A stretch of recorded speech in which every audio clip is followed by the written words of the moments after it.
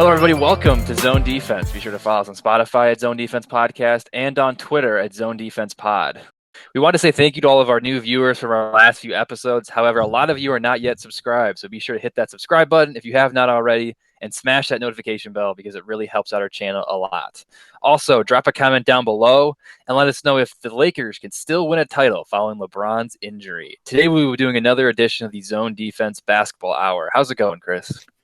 It's going well, Drew. It's been a little while since we've done one of these basketball hours. I'm pretty excited to talk about it. I know we've had maybe our full concentration hasn't been on the NBA lately with the tournament going on, but we're going to incorporate a little bit of draft prospect talk into a later segment. So I'm definitely excited for that because the tournament always lives up to the hype in March. It was really disappointing not to get it last year, but I'm super happy to have it back. I don't know about you, but it's awesome this year, man.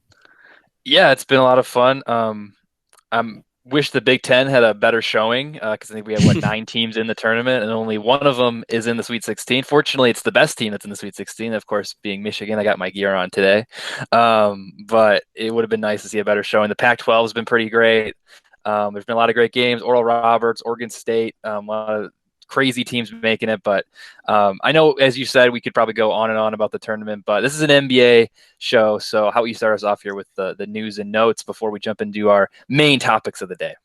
Yeah, we'll talk about some of the major news that's happened kind of since the last time we've done it. Basically, just since the All-Star break, just some things that have happened recently. First off, we have a couple of major injuries that are honestly potentially playoff-changing injuries. LeBron James with a high ankle sprain. This is not good for the Lakers. I'm just going to give you my reaction. I know you left this one up to the comments as well. My instant reaction is this is really bad for the Lakers. I mean, high ankle sprains, they're not as common in the NBA as they are in the NFL, but I don't know if you remember, I mean, Saquon Barkley had one. Basically he didn't miss a ton of time because he's a superhero, similarly to LeBron James, but he was really ineffective for most of the season. It took him basically from week 4 to week 16 to really, come back and be explosive. I mean, the same thing happened to Alvin Kamara a couple of years ago. It's pretty much the same injury to him as well, and he really struggled to come back from it. So,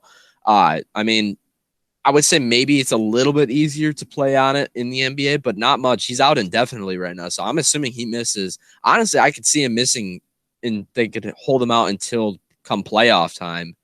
And I don't know where they're going to be ranked in the seeding by then, because I think without him and without AD, he's pretty much out indefinitely too. I think he's going to miss it. Honestly, he could miss the rest of the season as well too. I wouldn't be stunned.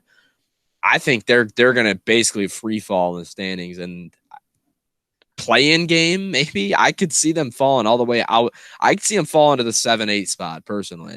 They're not that far ahead of the rest of the West. I mean, if you look at the difference between them and like the Nuggets and the Blazers, it's only a couple games. So that I think those two teams are for sure going to pass them. But I could see the Mavs if they were to get hot, the Grizzlies, maybe the Warriors. I think the Warriors could find, if Curry's back soon, which he had a minor injury as well, they could also pass them as well. But I don't know how you feel about the Lakers, but I'm extremely worried about them right now.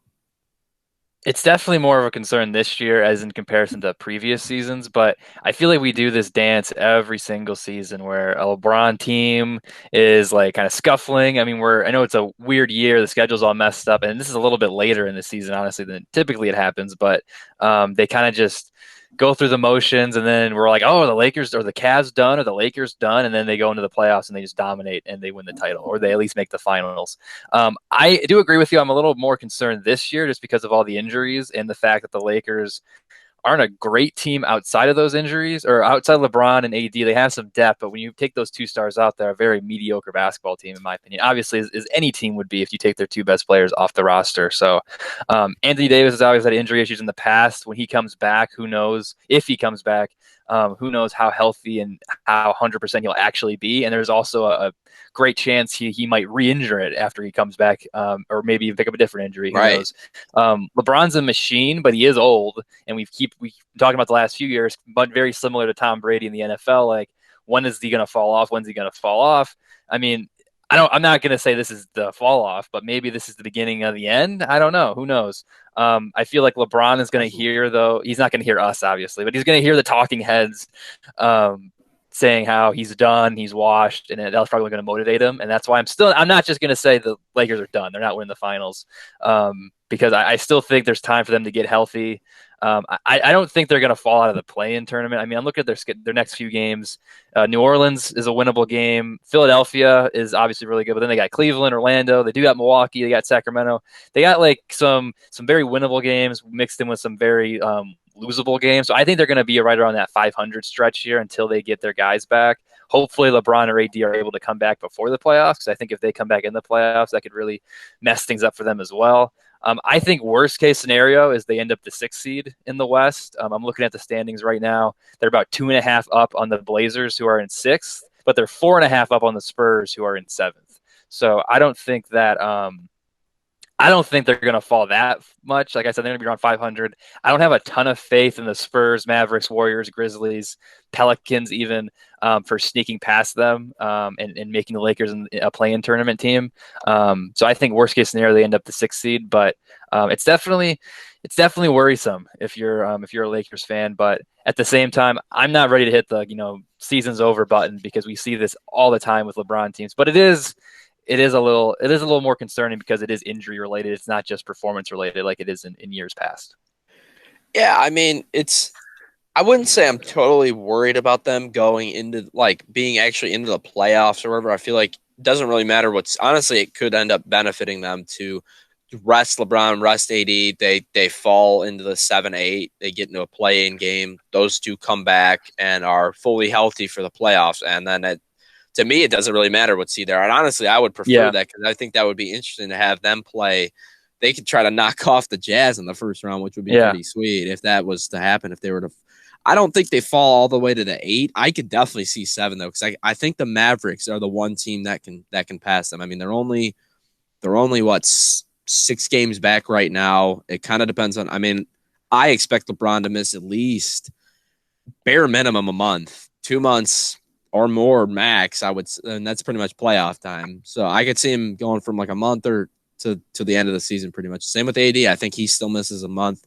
Maybe they come back at the same time for the playoff stretch right before it starts, and then they end up getting to that 6 line. But I think they're at least falling to 6 for sure. I think they fall behind Portland, they fall behind Denver, and then after that, it's a crapshoot. They're not missing the playoffs or anything for sure. Their guys are serviceable enough to get a couple wins here and there against teams that they should beat, but they're definitely gonna. They got a tough schedule. I believe it's the third or fourth hardest schedule in the NBA. In the closing months here, so it's not going to be easy. And late LeBron teams aren't usually without some controversy going into the playoffs, and they still usually perform. So I do agree with you to that point. So we'll have to see how it goes with that. But I'll jump into my next point. Another huge injury. This one's really sad for anybody that loves League Pass, loves watching the NBA. One of the most fun point guards in the league to watch. LaMelo Ball fractured his wrist. Looks like he's getting a second opinion. Usually doesn't mean much though. He's probably going to miss the rest of the season, and that is really devastating. I hope he still wins Rookie of the Year, but I don't think he's going to now. Probably will go to Anthony Edwards, even though he doesn't deserve it as much as LaMelo. This one's tough, man, for me. I mean, the Hornets have been one of the most fun teams to watch in the league. They've been a pleasant surprise all year. I think this really hurts their chances come playoff time. I think they'll still make the play-in at least. Right now, that the East is really up for grabs. I feel like if you win one game, you go from the 12 seed all the way to the 3 seed because it's super close together. A lot of teams competing. So I think they'll at least be a play-in team. But, I think this really caps any ceiling they had of, making a potential. I think I could have envisioned them winning a series if they got the right matchup coming playoff time. But now I think it's just a first round exit for them if they make it into the playoff field. But what do you think about this LaMelo Ball injury? How does this affect him going forward, his Rookie of the Year chances, and how do you expect them to slide out of the playoff race? So a lot of questions there. First, it is a little concerning with the injury, because I believe I might be mistaken, but I believe he had some injury concerns when he played overseas and in high school. I think he got a few ticky-tack injuries. Now, this wasn't really a ticky-tack injury, but that is something to look monitoring going forward. Obviously, we've seen guys in the past who are able to get, not major injuries. This is more of a minor injury and able to recover and be the same player, and it doesn't really affect their career. But then we see guys like Porzingis, or that's the first guy that comes to mind. I can't think of Greg Oden from years ago, where the Yep. things keep piling up. So and Brandon Roy, where the injuries keep piling up, and you once young promising career is then derailed. But I'm not putting LaMelo in that status yet. I think he's, like you said, there's a chance maybe he comes back, but it's most likely he's going to be done for the rest of the year, even if they make the playoffs. So hopefully we'll have to wait and see next year when he's back and fully healthy. And I think the Hornets are going to be in a very good spot. And in a weird way, this could help them out because they're going to lose some games. I don't see them falling out of the play-in tournament because right now they're the 6th seed. The Raptors are currently the first team out of the play-in. They're the 11th team in the East at the moment. They've lost 9 in a row.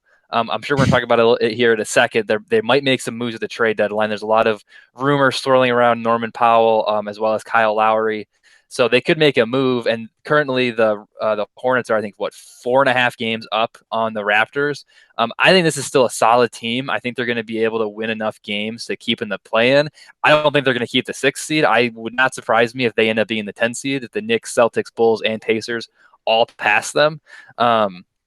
However, I still think they're going to be the play-in tournament. But then if they lose the play-in tournament, going full circle here, this is why it's good for them in a weird way, is I think it helps their lottery odds, and they could probably get a higher pick than they would have this year if LaMelo stayed healthy. So then next year, you're able to get a better prospect. This year's draft is supposed to be really good. So then it could help them going forward, even though for this season, obviously, it's very disappointing because, like you said, they're one of the funnest teams to watch in the NBA. But they still got a solid team. Terry Roziers was a borderline all-star this year. Gordon Hayward, same thing, borderline all-star. I think they're going to do enough to stay afloat and be in the play-in and maybe even win a game in the play-in. Who knows? But unfortunately, I don't love their playoff chances moving forward, but I still think they're still going to be a fun watch even without LaMelo because they were a fun watch when LaMelo was coming off the bench and wasn't playing as much. So I think they're going to find a way to stay afloat for the most part. Yeah, and I kind of like your point about potentially getting a better pick because sometimes that happens with these teams that overproduce before maybe we expect. Yeah. You don't want to get too good too fast. You still got to accumulate some more good players, and maybe they get one of these players on our draft prospects evaluation thing we're going to do in a little while. That's a possibility for if they were able to sneak back into the lottery. But I agree. I expect them to kind of stay afloat because Terry Rozier is really their closer. He's their killer in the 4th quarter, and he's going to continue to do that. He's been fantastic this season, and that's gone under the radar a little bit because of how good LaMelo Ball has been. But Rozier's really been I would say, their best player overall. So I mean, he's going to continue to do his thing. Like you said, Gordon Hayward's going to do his thing, and they got some guys off the bench. Miles Bridges. PJ Devontae Washington. Graham, PJ Washington. They got a good young group of guys. Cody Zeller. I mean, I know he's not a great bat. He's not the sexiest player in the world, but he's decent. He's solid, I guess. Yeah, that hairline doesn't get you going, Drew. Yeah, no. Yeah, he's got. He's serviceable at least. Yeah. I mean, they got some guys there. They can. I mean, they can definitely make a series entertaining in the playoffs. I don't expect them to do much in the playoffs, but then again, I didn't really expect a deep run this year anyway. This is a team that's coming off of it feels like basically their entire franchise level rebuild that they've been on for the last 35 years or whatever, however long they've been a franchise. But it looks like it's finally time to be excited about Hornets basketball, and I'm happy for them for sure. It's a team that I enjoy watching this year on League Pass. It's not going to be the same without LaMelo, but still a team that I'm going to tune in for sure because they got some other guys that are really fun to watch. But I'll jump into our next point here. So you kind of alluded to it before with the Toronto Raptors. Looks like they've basically free fallen in the standings. They have been absolutely terrible. They have no depth. It feels like they got nobody coming off the bench right now. Their starting lineup's not producing at the same level it has before with Siakam. Honestly, he's been super disappointing this year, averaging under 20 points a game after what I consider I thought maybe it was a potential going into his prime breakout, but it really looked like more of just an anomaly last year. So he's back to he's kind of regressed back to the mean. Fred VanVleet, I mean, he's inefficient, but he can score, I guess. So he's whatever. Norman Powell has really been their bright spot, but like you said, has been potentially in trade rumors, which if they trade him for Andre Drummond, that's That's a punishable by death offense right there. I mean, this is a Norman Powell is a fantastic player. Andre Drummond is not, but the guy I really want to talk about. We don't have to talk about this team. They're not really that interesting. One of the most boring teams to watch in the league, in my opinion, too, this year. But the guy we got to talk about is Kyle Lowry because this is according to Brian Windhurst. It was on NBA Central's Twitter today. His free agency basically starts right now. Like that, this is whatever team wants to trade for him. They're going to pay him a contract pretty much within the next week, for a couple years, I'm assuming, and this will basically be the deal he retires on. Lowry's still got a lot of game left. He's obviously not quite the same athletic. He's never been really focused on his athleticism or his shooting. He's more that he's got that toughness. He's going to he's going to scratch you all game. He's going to bump you. He's really physical. He's still a good player, in my opinion. I don't think he's really fallen off that much. Maybe he's not quite as good as he was when they won the NBA Finals. Not as much of an explosive, or a little bit less explosive as an athlete, but he's got the leadership. He's a good defender. He's going to give you good playmaking. He can shoot a little bit. He can score inside. He's a pretty good all around guard still, in my opinion. And a guy that has made a case for a Hall of Fame career. I think he will make the Hall of Fame when it's all said and done. But this is the last deal he's going to be on. This is any chance he's got to boost his resume, increase his legacy to get into the Hall of Fame. But, what do you think about this Kyle Lowry news? And is there a team that you most want to see him land with? I was in the camp before that. I think it's more likely they might trade him in the offseason than they will at the deadline. The quote you brought up though was very interesting because it kind of changes that. It seems like it goes back and forth. There's just reports that they're going to trade him, and then there's reports he's not going to trade him, and it goes back and forth. So we're just going to have to wait and see once the deadline actually comes and passes and see what the actual plan is. But in terms of a team, I think the most obvious fit is Philadelphia. I think they have the picks. They got some interesting young players the Raptors might be interested in. I believe they can make the money work. They have some contracts there. And Lowry, obviously, he's probably the best. He's obviously the most talented player the Raptors have had. I think Vince Carter, Chris Bosh, Kawhi Leonard. I was like, well, who's the other? Kawhi Leonard, DeMar DeRozan, even I think might be a little more talented than Lowry. But Lowry, when you think of Raptors, when you think of Toronto basketball, Lowry's the first guy you think of. Yep. However, he's from Philadelphia. He went to Villanova for college. Daryl Morey, who's there, he's not the GM, but I think he's like the president of basketball ops there. He was in Houston when Lowry was in Houston and traded him. And I believe he's on record as saying that's one of the biggest regrets he's ever had in his life, trading Lowry away. So I think it just makes way too much sense. Philadelphia also, you said about helping his legacy. I think Philadelphia is legitimate title contenders right now. So they could go there. You could have him facilitate. You can move Ben Simmons more off ball. Lowry's a decent shooter, so he can pop the three a little bit. He gives them that like title because the Sixers, I don't think they've been to a conference finals. Correct me if I'm wrong, in the Simmons Embiid era. So Lowry gives them some playoff experience, some championship experience. I think the Sixers just makes, from a hometown perspective, from a what they can offer the Raptors perspective, from just where the team's at right now perspective, it makes sense all over the place. And I just think he's destined to be a Sixer. He also just like when I think in my head, I can just see him wearing a Philadelphia 76ers jersey. So, like I said, it just makes too much sense. So I think that's the team if he gets traded. I'm still hesitant to say he's going to get traded. I still think he's probably going to stay with the team most likely. But I think the Sixers it makes way too much sense. But what do you think?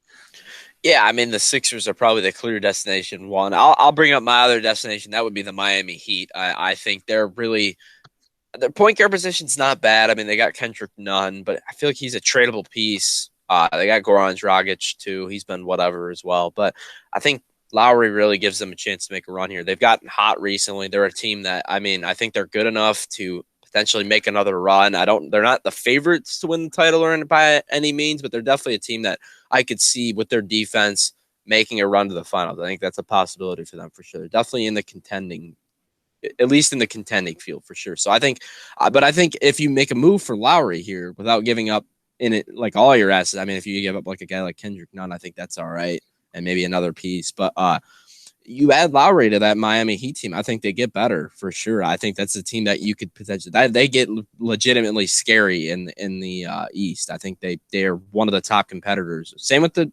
the Sixers as well. I think those are really the two clear destinations. I think if either team adds them, they gain a leg up on the rest of the conference. So I think it's going to be very interesting to see. I do think he gets traded before the deadline, which we'll talk. We'll have a full deadline recap pretty much right after the free agency period ends. So I'm very excited for that. I don't know about you, Drew. I'm just hoping that it's not a big letdown and we end up having to cancel the episode because nothing happens. But Lowry would be one of the top names that we'll end up discussing on that video if it ends up coming to fruition. But I'll jump into some other points here. These ones, I'll run through really quick, and then we can get into the draft prospects after. CJ McCollum's return was last week. He's been kind of up and down so far in his return, but it's good to have him back for sure as a Blazers fan. DeAndre Hunter also returning for the surging Hawks right now, which we may talk about later as well. This one, the Houston Rockets finally snapped their 20 game loss streak with a win last night. Good for them, but still a team that I expect to make some potential moves at the deadline as well, trading some pieces away. And then lastly, Blake Griffin's first dunk in 2 years. Great for him, man, with the Nets. I don't know if you saw it, but it was a pretty good move by him. Obviously, the getting out of Detroit air was able to give him a little bit more bounce so he could still dunk. But, a lot of news that we talked about or whatever. Do you have anything to add before we get into our draft prospects? Yeah, so I'm glad you mentioned Blake Griffin there because this is a rant. I've actually mentioned it to some friends and my dad a couple times. But like I think Blake Griffin's a complete fraud. I'm just gonna come out and say it because yes, did he not do the James Harden crap where he was at strip clubs and everything and was pouting and everything like that? Yes, but I mean he looked like he was like a 65-year-old man out there playing basketball for the entirety of the season, and then he comes to the Nets and he's dunking and he's looking like normal Blake again. What? Are you kidding me? And he's like, oh, Detroit this, Detroit that. And he's like, he's got to take every night. And he's done the same thing with the Nets, but he's got to take every night off. And when he's out there, he's like barely moving. It's like maybe the Pistons training staff just that bad, or was he just kind of? I mean, I get it. The Pistons sucked, but he said all this stuff in the media, like, oh, playoffs and blah blah blah, and he just barely was just quite frankly half-assing it out there. So it's very frustrating. And also the other thing that was frustrating to me is every guy who leaves a team we're Lions fans, as you could know from our NFL episodes. Matthew Stafford, of course, it's different. Stafford's relationship with Detroit is different than Blake's relationship with Detroit. But Stafford sends this like 8-minute video, just inspirational thing about how he loves the city and everything. He posts a bunch of stuff. Jared Goff, they kicked him out of town, and he's like, "Thank you, LA. Thank you, Rams. We're looking forward to Detroit." You know what Blake Griffin posted? Nothing. No posts, no anything, no like, hey, Detroit, thank you. It was just some press release saying, yeah, we mutually agreed to part ways. Are you kidding me? I don't get anything, nothing. And then the next thing he posts is saying like, happy to be in Brooklyn or whatever. It's like, screw you, Blake. He's doing some stupid prank show on True TV that I've seen advertisements for during March Madness. Have fun with that, you washed up piece of garbage. Whatever. I'm done with you. Wow. All right. That was very passionate. I wasn't expecting that to be your rant today, but on the Blake Griffin thing, I just had to add something. He did mention Detroit, but he said he compared us to like the girlfriend that you are, just waiting to break up with, and it's just not. Yeah, was that true though? Was he actually say that, or was that just someone saying he said that? I saw that thing too.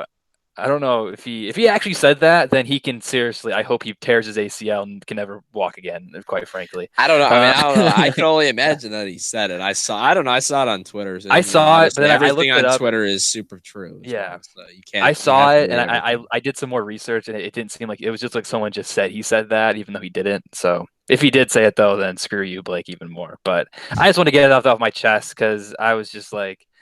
It was just both the dunk and then the not. Just like, even if you're just faking it, just give it to us, man. We're the Pistons. We suck. We've been sucking for like 15 years now, man. Just say like, thanks, bro. Like, thank you to City. Looking forward to Brooklyn. Do this generic thing everybody does. Why can't you do anything? Why can't you give me that fan service, Blake? But whatever. He's not going to watch this. He doesn't care about my opinion. He's making millions of dollars, but maybe that's why Kendall Jenner broke up with him, because he's a jerk. Wow. But okay. All right. So Kendall Jenner broke up with him because he didn't thank Pistons fans. Got it. All right. Let's jump into the draft prospects now. On that note, I'll start it off for this. One of my favorite. I've been extremely advocate of this player. It's a very chalky player to talk about. I'll have a more interesting one for my second pick here, but I'm definitely got to talk about this guy. I am absolutely in love with USC center Evan Mobley. I think he's the best center prospect since maybe Cat. Honestly, I think he's that good. I think he's better than DeAndre Ayton. I think he's better than James Wiseman. I'm just infatuated with this guy's game. I mean, Is he better he's than a Marvin Bagley though? Is he better than Marvin Bagley I mean, or Jahlil no, Okafor? What about Jahlil Okafor? obviously not. I mean, those guys are superstars, but as a prospect, Mobley, I mean, he's like 7'1". He's a little bit more on the thin side. He doesn't have that bulk of a lot of other players. Where he doesn't have that, he lacks the bulk. He more than makes up for with this freaking insane wingspan. This guy, he swallows up every shot imaginable on the defensive side. I mean, you see it in the tournament so far. This guy blocks everything down there. I feel like he changes every shot on the court. He's absolutely ridiculous on the defense. I mean, this is the team that leads. I believe they lead the entire nation in blocks. They definitely lead the tournament field in blocks. And then you've seen it. Their defense is incredible. He's an utterly fantastic defender. On the offensive end, he's not someone that takes he doesn't need a ton of shots to stay active in the offense. I think he's a guy that he's pretty efficient with his movements on the offensive end. He's a good screener. He can step out to the 3-point line, shoot a little bit. He was around a little bit over 30% from three. Not anything insane, but I feel like that's something that he can develop throughout his career. It's similar to Cat. He didn't come in right away as a insane shooter from outside, but he developed it pretty quickly. So I think that's one area Mobley can grow in for sure. But around the rim, I think he's a good finisher. He knows where to be on the court. Struggles from the line a little bit too. I think that's another area he can improve. But what I really like about him on the offensive end has nothing to do with his scoring ability. It's all about his facilitating ability. This is a guy, I mean, he only averages about 2.5 assists per game in terms of the entire season. But in the tournament, I noticed at least in the round of 32 game, he was against Kansas. They were doubling him every time he got the ball. Pretty much, he would kick it out to an open shooter, and they were knocking it down. I believe, he had 5 or 6 assists in the game, and I was really impressed with the way he was passing in that game. So, just in general, I think this is honestly one of the best prospects in terms of just being a complete player that we've had in the draft. Like in the last 5 years, I think he's one of the best. I'm really that convinced. I think he's going to be an absolute stud in the NBA. I mean, obviously, and you may talk about this guy too, Cade Cunningham. He's going to be the number 1 pick most likely. But if our Detroit Pistons get Mobley at 2, I will be just as happy as if they get Cade at 1 personally, because I'm that big of a fan of him. I'm in love with him, man. Yeah, I mean he's a he's a modern big man, right? I mean he's really good defensively. Easily. I mean you mentioned Cat, how he maybe was a little more polished offensively coming out of college. I mean Mobley is way more polished defensively coming out of college than Cat Oh yeah. was. And if anything, a little concern maybe is Cat regressed, if anything, from college defense to NBA. Hopefully it doesn't happen with Mobley, but I think he could be really good. The problem with him though is like he is very thin, I believe. So he's gonna have to put a little more weight on going against like the big guys in the NBA, like your Jokic's, your Embiid's, your Bams. He's gonna have to put a little more muscle on, but he's still young. He's like 19, right? So that'll come with time. Offensively, I know you mentioned his playmaking a little bit, but he does have to improve that a little bit as well. But I'm right there with you. I mean, I think Cade, with the amount of just buzz that's been around him forever, it seems like now, he's got to be the number 1 pick almost. Similar to like in the NFL draft where it's like Zach Wilson might go number 1. At this point, Trevor Lawrence has been the number 1 pick since like 2017. So he's got to go number 1. And I think that's going to be with Cade, but I think Mobley is definitely a first overall pick talent. I'll put it this way. I think if Mobley was in last year's draft class, I think he'd hands down be the number 1 Easily. pick. No Easily questions asked. Easily. Well, maybe not because Minnesota had the first overall pick and they already had Cat, but they maybe could have paired them up together because I think he would have definitely been he would have been the best prospect, hands down, in last year's draft. So yeah, I'm right there with you.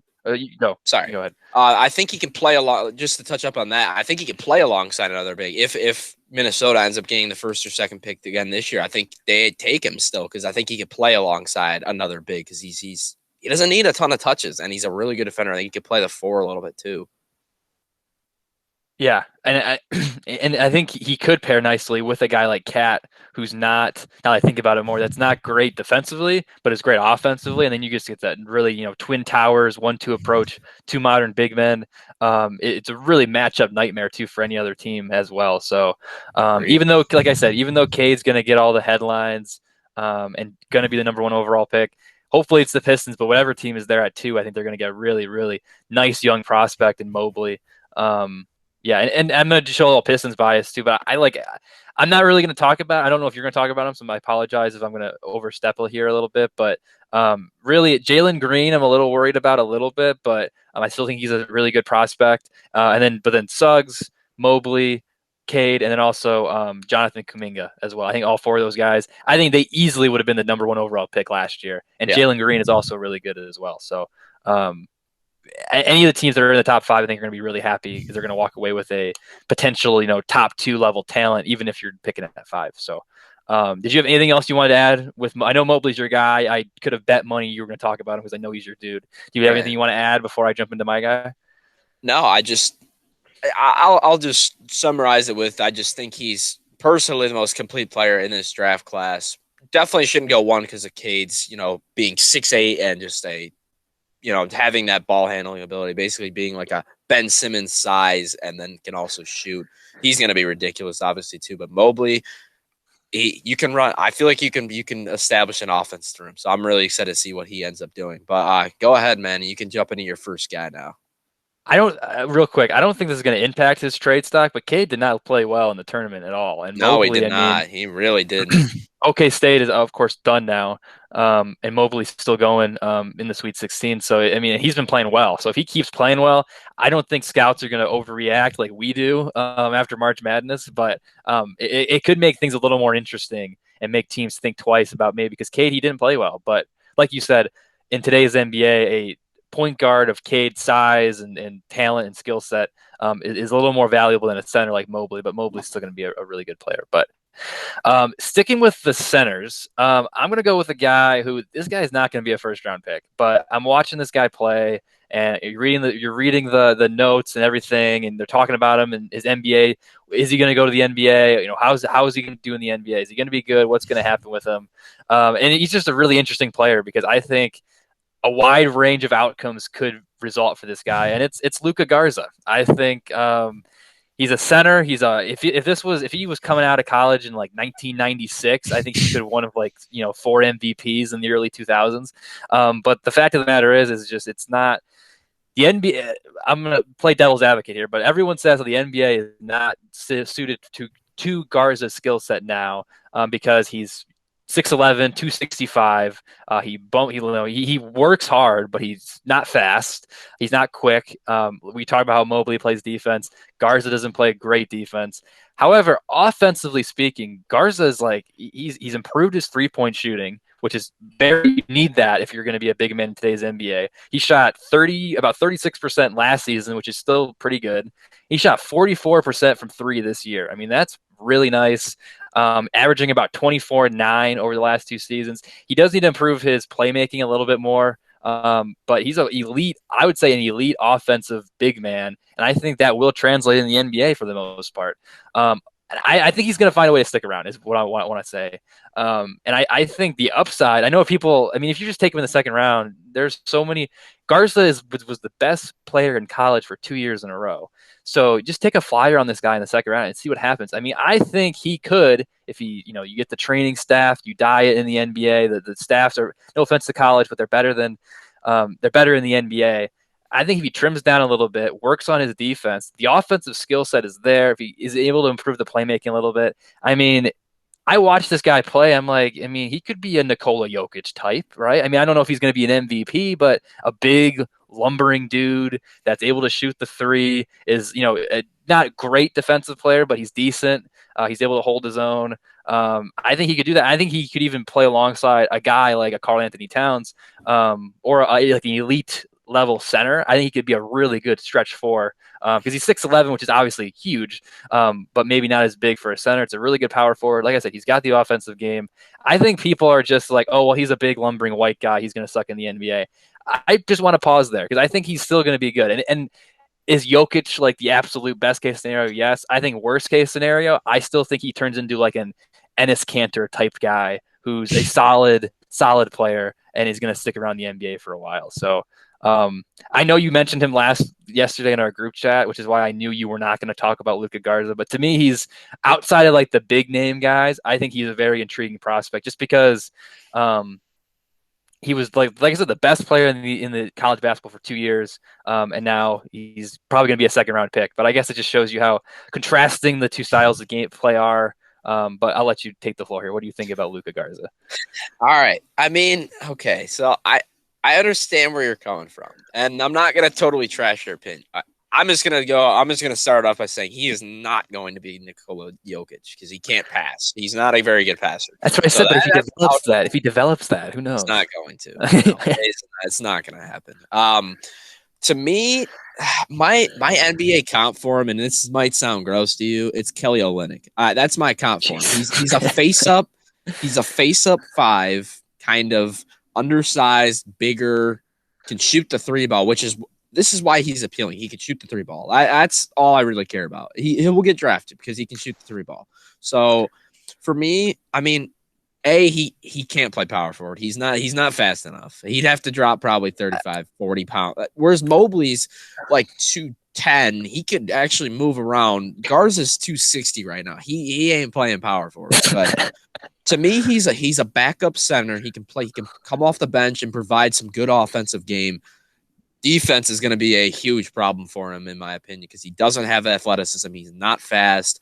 People are going to absolutely expose him and pick and roll because they're going to have to run pick and roll drop coverage every time.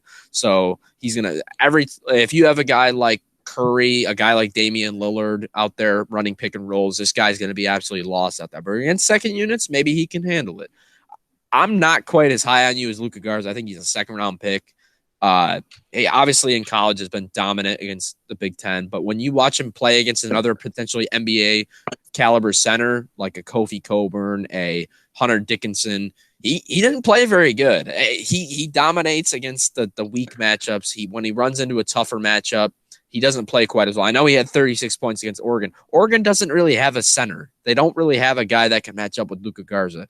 If they did any, and they also lost a game too. So it's not like he was getting torched in the defensive end too, because they gave him 95 points. So, I mean, it's just for me. I mean, yeah, he's awesome, and he's been awesome in college. I think the real appealing trait with him is the fact that he can shoot the three ball, and that's why I compared him to Kelly Olynyk, because Olynyk's a good shooter. I mean, this is why he's still in the league right now. He's not some outstanding finisher around the rim. He's not a great defender.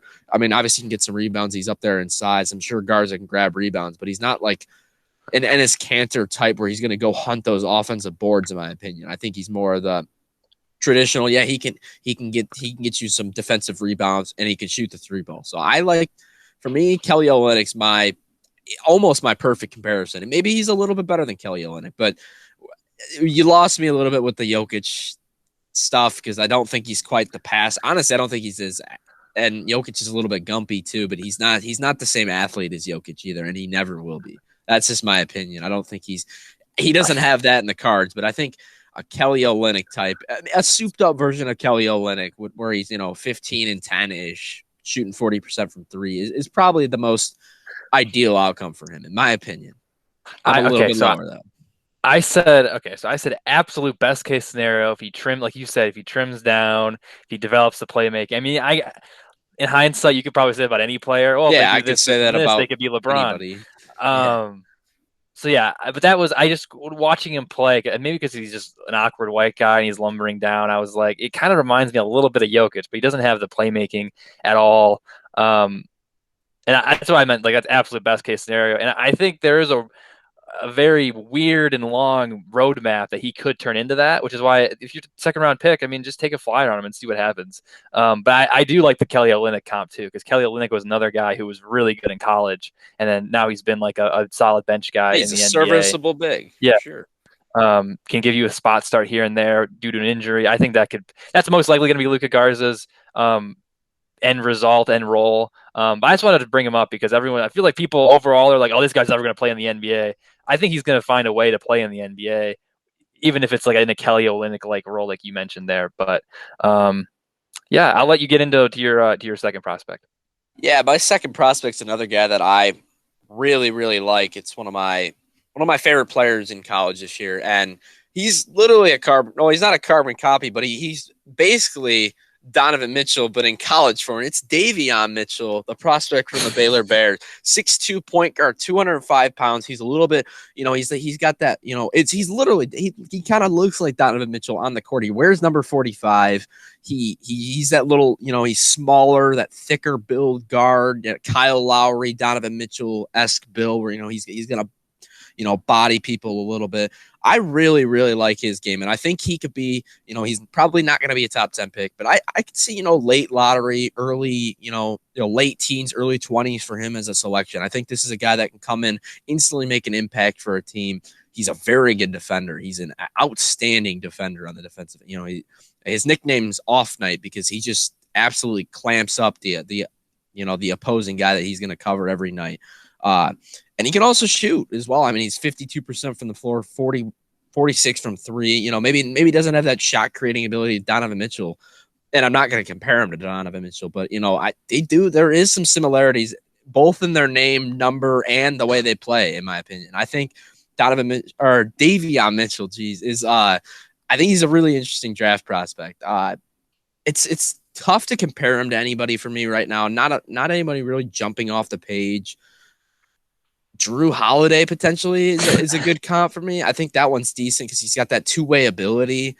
Obviously that would probably be more of the upper end of what he can be because he is 6'2". He's not like, I don't think he's going to be some absolute an MVP candidate or anything like that because he doesn't quite have as good of an offensive game as like a Donovan Mitchell would, as that smaller guard, as a Damian Lillard, but he could develop it for sure. But I like him. I think he's a safe pick. He's a good pick for a team that's in that, middling. He's a guy that I think he has a ceiling, but I think he's going to come in with a little bit, a decently polished NBA role, and he's going to come in and make an instant impact. Doesn't need the ball a ton to make an impact either. Kind of similarly to Mobley in that where he doesn't need a ton of shots to get involved because he's pretty efficient, takes good looks, and a super good defender too. But a guy that I really enjoy watching so far in the tournament, I've made a point to tune in a Baylor games. He's one of my favorite players in college basketball this year. But, if you watch him at all, he's a good time, man, for sure, with his defensive intensity. But do you have anything to add with that?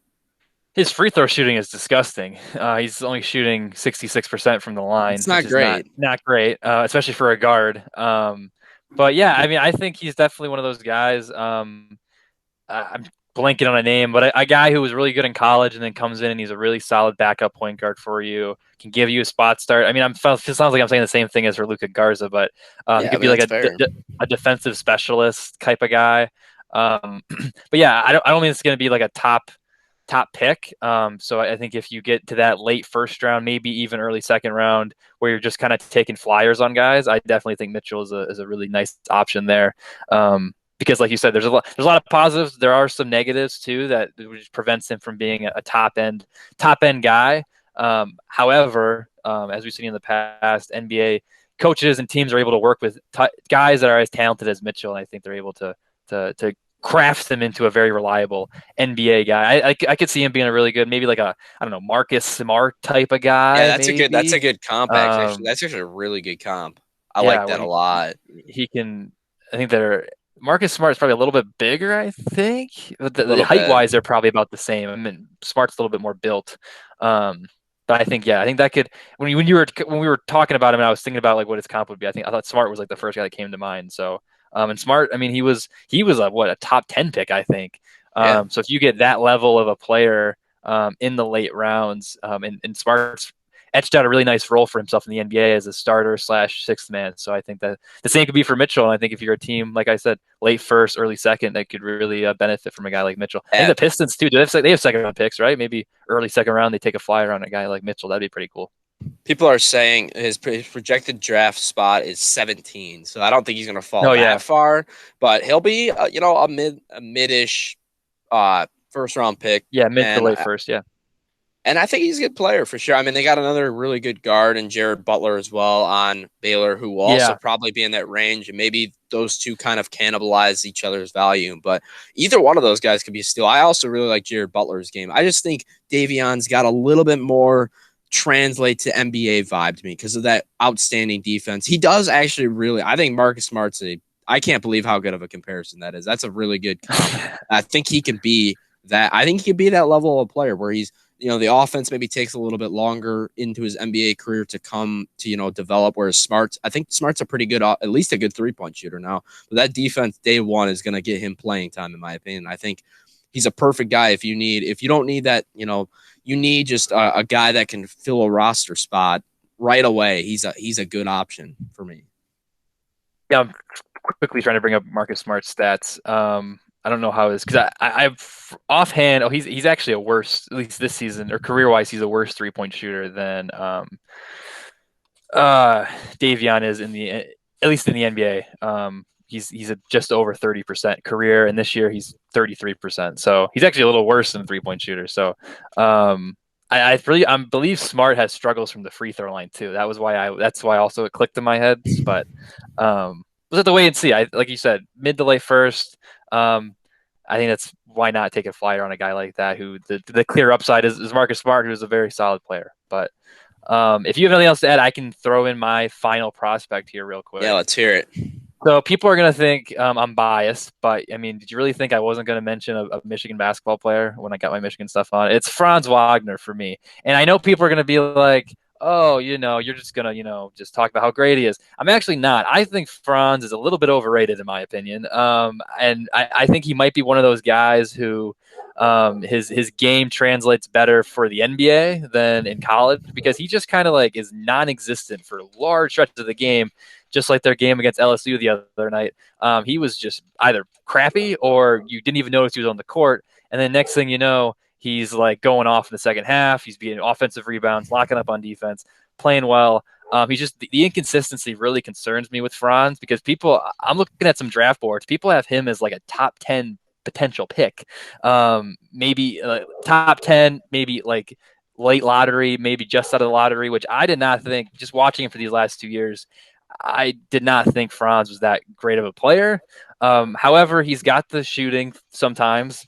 He's really, really good defensively most of the time. He's got some decent he's got some decent playmaking.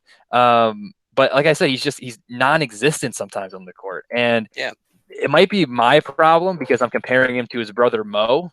And Mo was obviously like a really, really good player in college. But then in the NBA, he's a decent, sometimes starter for the Wizards.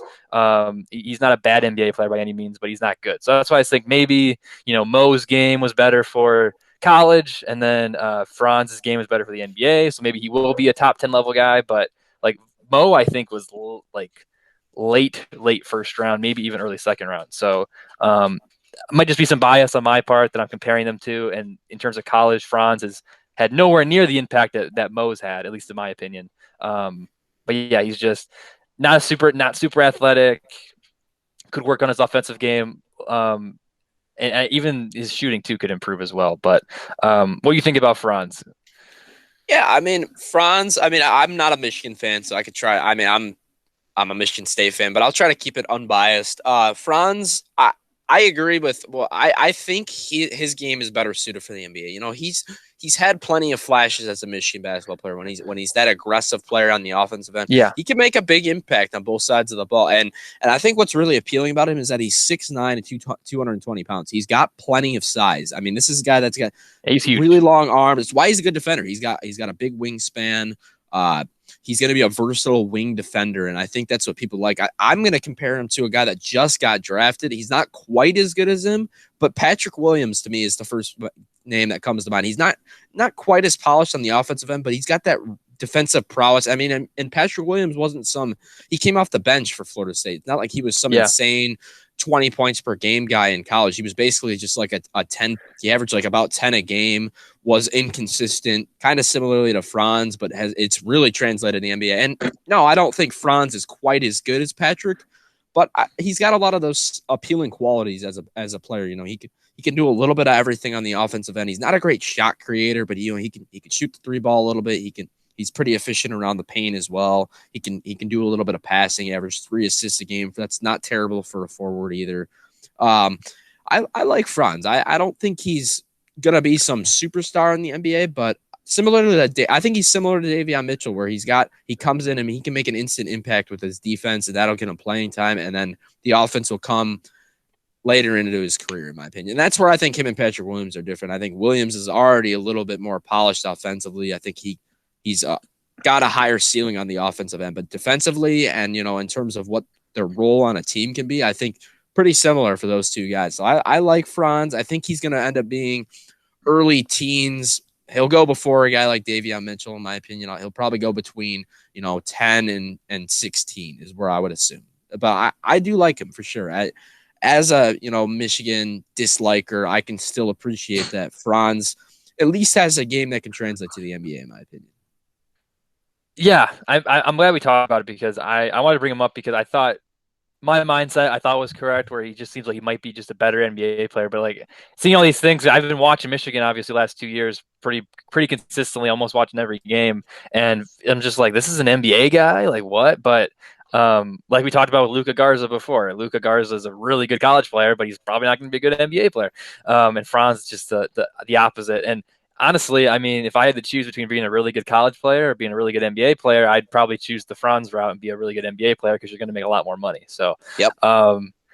I think he's going to be a guy. A lot of times the Michigan guys that get drafted, I'm just kind of like, okay, they'll probably be, play here and there, like a Tim Hardaway Jr. types. But Franz, I think, like you said, I think he could have the potential to be a really solid defensive, small forward, maybe even play some stretch four here and there. Yep. For a good team. And I think if he does go top 10, he's probably still going to end up on a relatively crappy team. But if he drops a little more and he's able to find himself on like a playoff team or a borderline playoff team, I think he could really, really help the team out a lot. Maybe it'd be cool if he ends up on the Wizards to go with Mo, but I don't really know if that would work for his long-term development either. But really quick before we hop into our NBA specific topics, I really just wanted to say, if you're not watching them right now, you got to watch the big three of Gonzaga. Corey Kispert, Drew Timme, and Jalen Suggs. Jalen Suggs obviously getting most of the headlines, but Drew went off against Oklahoma, and then Kispert too has been really good as well. Kispert, I'm excited about him. Yeah, two guys. He can absolutely splash from three. Yes. And they're two guys I feel like have been under the radar for the most part. And I think Kispert will probably go around the same range as Franz. Suggs is going to be a top 5 pick. Kispert's probably going to be mid to late lottery. And then I think Drew, you could probably get him I think he's probably still a first round pick. Probably late first round. But I think all three of those guys, they're really, really good. And in the past, Gonzaga's kind of been a tough watch and hasn't had a lot of great NBA level guys. But this year they got 3 guys who I think could make instant impacts in the NBA. So if you're not watching Gonzaga basketball yet, you better start watching them because I think they could help your team. And that wasn't a threat, even though it sounded kind of like a threat after I said it out loud. I really quick before I'll jump into my topic right after this. But yeah, I really like Kispert's game a lot. I mean, this guy can absolutely. I'm in love with shooting, so obviously I'm gonna like him a lot. But he's got some size as well. I think he's got the potential to be a lot more than just a spot up shooter in the NBA. So, I mean, he's not going to go before Suggs, obviously, but I'm very, very intrigued by his game. And I mean, all 3 of them, I definitely are going to be. I say probably all 3 of them will go in the first round. Definitely Suggs and Kispert for sure. But yeah, I'm excited to see where these guys end up going, or what teams these guys end up going to. And if the Detroit Pistons ended up with Jalen Suggs, I'm not going to complain because he's a great player too. So if we end up with him, not the worst situation in the world. I don't love it because we already got Killian Hayes, but I don't care. We're not talking Pistons. Real quick though, I will say with Drew and with Kispert, just great hair. Like they're in the NBA instantly improves the hair because Drew's obviously got the handlebar mustache, the crazy hair, and Kispert's got the headband with the nice flow. There's not a lot of flow in the NBA, and as a guy who prides himself on his flow, I'm excited to see Kispert's flow splashing in the NBA. But I'll let you go ahead and jump into the NBA topics, Chris. And maybe this could be a team that ends up, in the Kispert and Wagner range. But right now, they are currently one of the hottest, if not the hottest team in the NBA. And, recent coach firing, I don't know, change of scheme. Things are looking up for the Atlanta Hawks. Haven't lost a game since McMillan took over. I don't know what's up, but the Hawks are back, man. Actually, they just lost last night, so Yeah, I that's was not gonna true. say they That's just their first loss. Their first loss. I'm literally just looking at the stat line from last night. Their first loss since the McMillan era started. But this is a team that's up to fifth in the East, and this is I mean, we've talked about them all year, and it's all been. I don't think we've had a single spit of positivity for the Hawks so far this season. It's all been negative. We've been trashing Trae Young, trashing the coaching yeah. staff, trashing the roster. They're not bad, man. I mean, since he took over, McMillan did. They've been really good, and they've done it without DeAndre Hunter, who's now back. He's off the bench right now. I'm assuming he's going to find his way back into the starting lineup, and when he does, that's a really good starting five with Capella, Huerter, Collins, Trae Young, and then Hunter as well. That's a fantastic starting five. And Trae Young has been Trae Young. Capella has been obviously he's been very good on the glass as well. I'm really interested to see, and we've talked about it at length. We're not going to talk about Pistons potentially going after my guy John Collins, but I want to talk about whether or not they end up moving him. I'm starting to think that they're not going to, unless the price is absolutely ridiculous, like multiple first rounders plus more, which I don't think a lot of teams are going to be willing to do that for a guy that may not even re-sign with them. But I think it would be dumb for them to move on from him this year with their current winning streak. But we'll see. I mean, maybe they're thinking about the future. Like I said, I mean, they're not going to compete for a championship this year. That's clear, but they're definitely on the right track to being competitive in the East, at least in my opinion.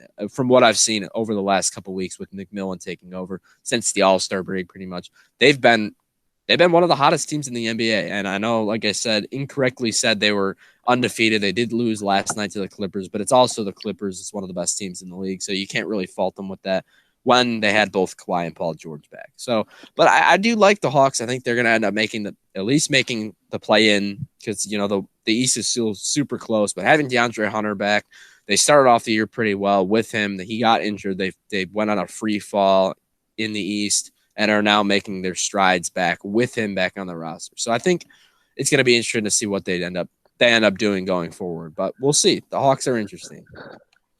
Yeah, they really are. I mean, a month ago we were like, man, they'll be lucky to make the play-in tournament. Now it's looking like they're probably going to be a top six team. Won't even have to worry about the play-in tournament. Right now they're fifth. They're actually tied with the Heat for fourth. And behind them, there's the Hornets, which you already talked about earlier, having some injury issues. The Celtics have been up and down. The Knicks are, I think the Hawks are better than the Knicks personally. You got the Bulls and the Pacers, who I think the Hawks are equal in that range. But like you said, those both Bulls and the Pacers are either inconsistent or trending in the wrong direction. The Hawks are trending in the right direction. So I think it'd be shocking at this point if the Hawks are not a top six team, given their competition. They're also one of only 5 Eastern Conference teams, which just shows you how bad the Eastern Conference is, that has a positive point differential as well. So it's not like they're just getting lucky. Like they're playing well, both sides of the court. You mentioned Trae Young's been looking good, and Hunter's obviously back as well. Get some love to Danilo Gallinari. I mean, he's been looking pretty nice these last few games too under McMillan. He was a guy that I think we ripped him. We probably ripped him. We ripped every player on this team. And he's been playing a lot better. They gave him that big contract, and that kind of leads me into my point. I think I wouldn't be surprised if they do trade John Collins. I mean, like you said, as good as this stretch is, they're going to probably be a top 6 seed. There's no way they're competing with the Sixers, the Nets, and the Bucks. Right now, a 4-5 Heat Hawks series, I think, would be really entertaining. I think either one of those teams could maybe sneak out. So maybe they win a playoff series. Who knows if they're able to maintain the 4 or the 5 seed? But they're not competing for the Eastern Conference Championship this year. And they do have a lot of money on the books in their big contracts that they signed with Gallo, with Bogdanovich, with Rajon Rondo. And the rumor is John Collins wants out because he's not able to get the contract he wants. Yep. You've seen this before where guys, quote unquote, can't get the contract they want, and then they find a way to work it out and they stay on the team. Winning heals everything. I think that's the motto. But it just seems like I know I was a little pessimistic about Lowry getting traded. I think John Collins is going to get traded. I think it's because he's not making a lot of money this year, and I think the Hawks they're not going to be able to pay him. And I think right now they'd rather get something in return for him, especially with his value being relatively high, rather than letting him walk in the offseason and get nothing back for him. So um, I think, unfortunately, even though it would probably mess up the chemistry, depending on what they could get solid players back for Collins too. He's a solid young player. But I think Collins is going to get moved, but I think ultimately I don't think it's going to affect the Hawks too much as long as they get a semi decent return back. Just because of the contract and the money and how that works. And it seems like the Collins just doesn't get along with the Hawks anymore, based on my perspective and based on what I've heard and read. So Yeah. I think he could be maybe the biggest name to move at the deadline. I have two other guys I want to mention too later from my point, but I wasn't sure. Do you want to add anything else about the Hawks or about what I said about the Hawks? Just if John Collins gets traded, let it be to the Pistons. That's all I'm going to say. I really want him to come here in Detroit. And we've talked about this at length. We're not going to get into it again. I really want him, though. And he's a great player. So we'll see if it happens. Probably won't. But if it does, I'll be smiling somewhere. But Drew, take it away for our final to close out the episode. I don't know if they should do it, but Jeremy Grant would be a really nice addition to the Atlanta Hawks. I don't know if that should happen. That would hurt I their do contract. agree. It would hurt their money situation, but we talked about them wanting to get a decent return. I think Grant's a really solid player that they could add there, and Grant would then be on a playoff team as well. But my final thing is going to be just a quick game. There's two big names, in addition to John Collins. We already talked about him, though we won't talk about him, that are currently on the trade market. Seems like they're most likely going to get traded. That's Aaron Gordon and Victor Oladipo. So I'm just going to really quick, we can just do rapid fire here. I'm going to tell you the 4 teams rumored to be with Gordon, the 3 teams rumored to be with Oladipo, and you just give me which team you want him to be on the most. So Aaron Gordon, the Pistons are in like some rumors, but the 4 main teams in rumors with Aaron Gordon are the Houston Rockets, the Minnesota Timberwolves, the Denver Nuggets, and the Portland Trail Blazers. So, Chris, of those 4 teams, which one do you want to see Aaron Gordon land on the most? I mean, personally, I want to see him land on the Blazers the most, and I'm not the biggest Aaron Gordon fan, but he is a good defender, so that would give them a boost there. But I'm not going to pick them for this because I don't think it's the best fit, and B, the most realistic, which I like the Nuggets, man. I think that's a good place for him to land. They need a little more defense. I mean, I think him and Michael Porter Jr. would be a really good front court to be around Jokic because, you have Gordon a little bit better defensively. Michael Porter Jr.'s got that size as well. That's a good front court, man. I mean, it already was a good front court, but adding him to the mix makes a lot of sense. And I think they have a good asset to give up in RJ Hampton. I think that's a perfect guy that gave up Hampton in the first. I think could get the deal done for me. And I think for both sides, that would make a lot of sense. So I'm going to go with the Denver Nuggets, even though, I'm a Blazers fan. So seeing him like I said, I'm not the biggest Aaron Gordon fan, but anything that the Blazers do to make improvements, I'm going to be happy about as long as they're not giving up everything for him. But in this case, I'm going to pick the Nuggets just because I think it makes the most sense, and it would probably be the best destination for him. Yeah, and we actually just mentioned him, Jeremy Grant. I mean, that's a big loss that they lost to Detroit and Denver. And Aaron Gordon, I think, could fill a very similar role. He's not as good offensively as Grant, but last season, Grant didn't really do much offensively, and I think Gordon could fill that role. And he's also good for one of those games where he's just like can't miss threes for some reason. He's an entertaining player, both on and off the court. I think Denver makes a lot of sense. The Rockets and Timberwolves is just weird to me because, like, are you all bro. in? What are you doing?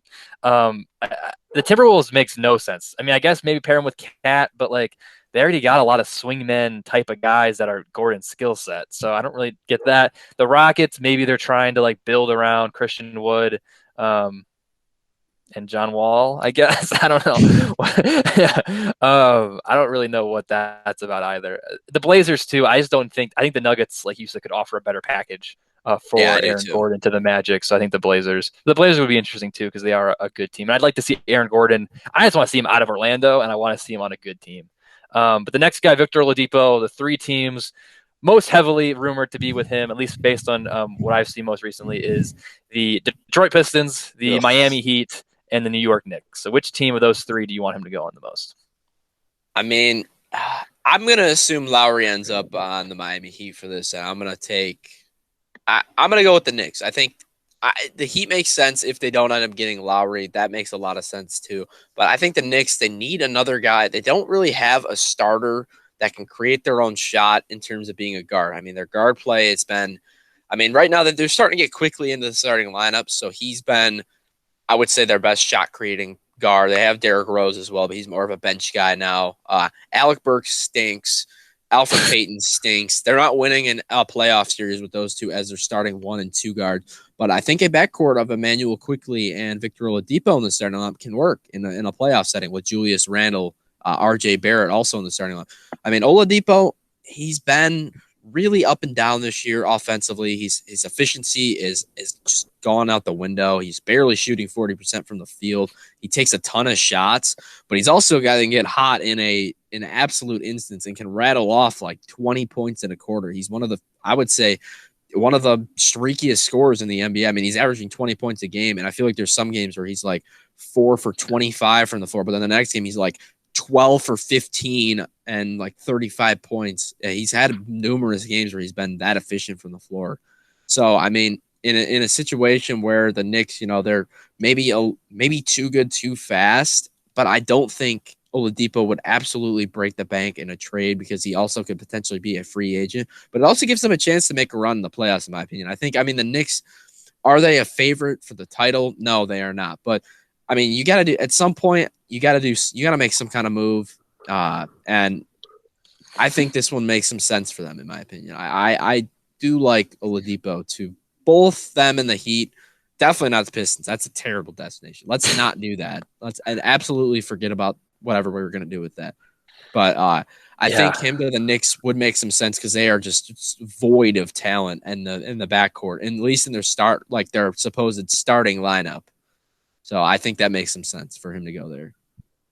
The Knicks, I think, like you said, the Pistons is similarly to how the Timberwolves or the Rockets doesn't make sense for Aaron Gordon. The Pistons getting Oladipo makes no sense. I mean, he's like 28, I think. He's older than you think. Right. And like, we're going to pay him a ton of money next year. I don't know. What are we trying to do? It just doesn't make sense to me. And then the Heat and the Knicks equally.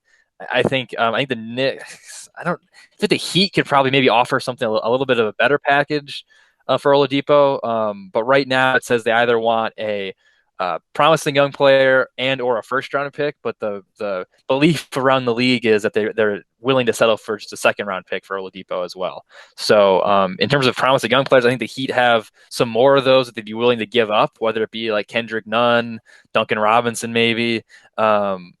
And then get Oladipo in return. I like his fit there. And the Knicks, too. I like his fit there as well. Like you said, they're trying to make a run for the playoffs or win the play-in tournament. Oladipo would make a lot of sense there in the backcourt for the Knicks. My only hesitation there is because I think they want to make a big splash in free agency here relatively soon. They have a lot of cap space. Are they willing to spend some of that money on Victor Oladipo? I think for sure you'd really be willing to spend that money on Oladipo like 2 years ago when he was with the Pacers and was all NBA. But like you said, he's been super inconsistent since coming back from that injury, which is unfortunate because he was a really good player. But that's my one hesitation with the Knicks. And the other thing is with the Heat, it's well known that he wants to be a Miami Heat. So I think that could also play a role in the Heat being willing to offer more. But now there's rumors, but it doesn't seem like the Heat are like, oh man, we need Victor Oladipo. Yeah, they're not. They want Lowry. Victor Oladipo just wants to be on the Heat. It's not. I don't think the feelings are mutual. So, it'll be interesting to see though. I think the Knicks, Pistons, if they, you want to hear me do another rant when we do our trade deadline thing. If we trade for Victor Oladipo, I'm going to be very irritated. But the Knicks and the Heat, I think, are two really solid options for Oladipo. Yeah. But I mean, with the Heat, if they're able to land some, which I think they could, they have enough assets to do it. If they're able to land both Oladipo and Kyle Lowry, they instantly become, I would say, maybe finals favorites in the East because they're not giving up Bam, they're not giving up Butler. They could probably give up Nunn in one, possibly, and then Chua in the other one, and then some picks and that could be the core they have around them. And as long as they can hold on to Hero as well, I could see them making a deep playoff run with that team. That would be pretty impressive to have both Oladipo and Lowry added to the team. I don't think it's going to happen. I think the most realistic is that they end up. I think they're going to get Kyle Lowry, personally. I think they're going to end up making them the push. I think they could offer a better package than Philly as well. with built around Achua, which is kind of what I'm seeing as the rumor. I haven't really seen a whole lot from Philly making a recent offer. So I think he ends up with Miami, but we'll see if Oladipo does too. I mean, that's the Heat are right. They're right there. I mean, they just got to the NBA Finals. They're trying not to, have that playoff hangover after making that deep run, which is happens to a lot of teams that do. Like it happened to the Blazers last year. Like it's kind of happened to the Nuggets this year as well. The Heat are kind of looking to avoid that. So I think adding a guy like Lowry, possibly also with Oladipo, makes them tough. They're going to be tough to eliminate even with one of Yeah, those two. it puts them in a really weird spot. But they're definitely a much more interesting team because I feel like those moves would I think they're already above the Hawks, Knicks, Hornets, even Celtics tier teams. I think they're already above there. But getting those two guys would really put them above there. And I think, I mean, with Giannis hurt, we don't know what that is. Are they better than the Bucks, the Sixers? If they don't get Lowry, would the Heat theoretically be better than the Sixers? Maybe. And then the Heat, they are the Heat. The Nets. That would be a really interesting matchup as well. I still think it's the Nets conference to lose. I think I'm not a big Nets person, but I think it's the Nets championship to lose, especially with the Lakers issues at this moment in time. But Right. you bring up a great point. The Heat, it makes them a much more interesting contender for sure if they're able to get even one of those guys, but definitely if they get both of those guys, it makes them really interesting. But anything else you want to add before we wrap this episode up? No, this is a fun one, Drew. I know it's been, almost 2 weeks since we've really done any basketball hours, but it was good. It was good to be back in the swing of things here, and I'm excited for the second half of the NBA season and for these draft prospects that we talked about, making me more excited for the NBA draft.